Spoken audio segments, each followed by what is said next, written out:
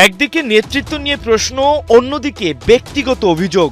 সব মিলিয়ে যেন পেনাল্টি শট সামলানোর মতো চাপেই ফিফার সভাপতি জিয়ান্নি ইনফান্তিনো। যদিও ফিফার মুখে ভিন্ন কথা, কিছু পক্ষ অভিযোগ, ইঙ্গিত ও ভুল তথ্যের মাধ্যমে প্রেসিডেন্টকে দুর্বল করার পায়তারা চালাচ্ছে, এমনটাই মনে করে বিশ্ব ফুটবলের নিয়ন্ত্রক সংস্থা ফিফা। বিশ্বকাপ শেষ হতে দেরি, কিন্তু নানা ইস্যুতে সমালোচনার পাহাড়ে চাপা পড়তে দেরি হয়নি ফিফা সভাপতির। ক্রমশই তেলে বেগুনে জ্বলতে শুরু করে বিভিন্ন ফুটবল ফেডারেশন, যার মধ্যে সবচেয়ে বড় চাপটা আসে ইউরোপীয় ফুটবলের নিয়ন্ত্রক সংস্থা ইউএফার তরফ থেকে। বিশ্বকাপ সহ ফিফার প্রতিযোগিতার বাণিজ্যিক ভবিষ্যতে বেসরকারি বিনিয়োগ আনার পরিকল্পনা ফিফা ফরওয়ার্ড এন্টারপ্রাইজ নিয়ে তীব্র আপত্তি তোলে ইউএফা। যদিও শেষ পর্যন্ত ইউএফার বিপক্ষে দৌড়ে কাহিল ফিফা, বাতিল করে পরিকল্পনা, তবে তাতেও বরফ গলেনি। ইউএফা স্পষ্ট জানিয়েছে ইনফান্তিনো নেতৃত্বের ওপর তাদের আস্থা নেই। এমনকি ফিফার প্রতিযোগিতা বয়কটের হুমকিও বহাল রেখেছে ইউরোপের ৫৫ সদস্য অ্যাসোসিয়েশন। এরই মধ্যে সামনে এসেছে ইনফান্তিনোর ব্যক্তিগত জীবন ঘিরে নতুন অভিযোগ। ব্রিটিশ সংবাদ মাধ্যম ডেইলি টেলিগ্রাফের প্রতিবেদনে দাবি করা হয়, ইউএফার মহাসচিব থাকাকালে এক নারী কর্মীর সঙ্গে ইনফান্তিনোর সম্পর্ক ছিল।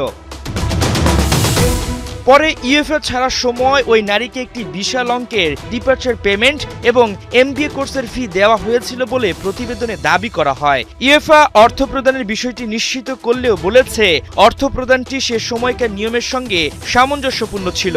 ইনফান্তিনো অবশ্য সম্পর্ক ও অনিয়মের অভিযোগটিকে ঢাহা মিথ্যাই বলে যাচ্ছেন। এই ধারাবাহিকতার মধ্যেই ফিফার কড়া বার্তা, কোনো অভিযোগ বারবার বলা হলেই তা সত্য হয়ে যায় না। সংস্থাটি বলেছে, অনুমান বা ইঙ্গিতকে তথ্য হিসেবে উপস্থাপন করা যাবে না। ভুল বা বিভ্রান্তিকর প্রতিবেদন হলে তার বিরুদ্ধে সরাসরি ও কঠোর অবস্থান নেবে ফিফা। তবে ইনফান্তিনো একেবারে সাগরে পড়ে যাননি। আফ্রিকান ফুটবল কনফেডারেশন তার লিডারশিপে বিশ্বাস রাখছে। দক্ষিণ আমেরিকার কনমেবলও বলেছে, ফিফার প্রতিষ্ঠিত প্রাতিষ্ঠানিক ও গণতান্ত্রিক প্রক্রিয়া পাশ কাটিয়ে ইনফান্তিনোকে সরানোর কোনো উদ্যোগে তারা সায় দেবে না। অন্যদিকে এশিয়া সহ ফিফার অনেক সদস্য অ্যাসোসিয়েশনও এখনও ইনফান্তিনোর পাশে রয়েছে। ২০২৭ সালের মার্চে মরক্কোতে ফিফার সভাপতি নির্বাচন, চতুর্থ মেয়াদে যেতে প্রস্তুত ইনফান্তিনো। এখন পর্যন্ত তার বিপক্ষে শক্ত কোনো প্রতিদ্বন্দ্বীও সামনে আসেনি।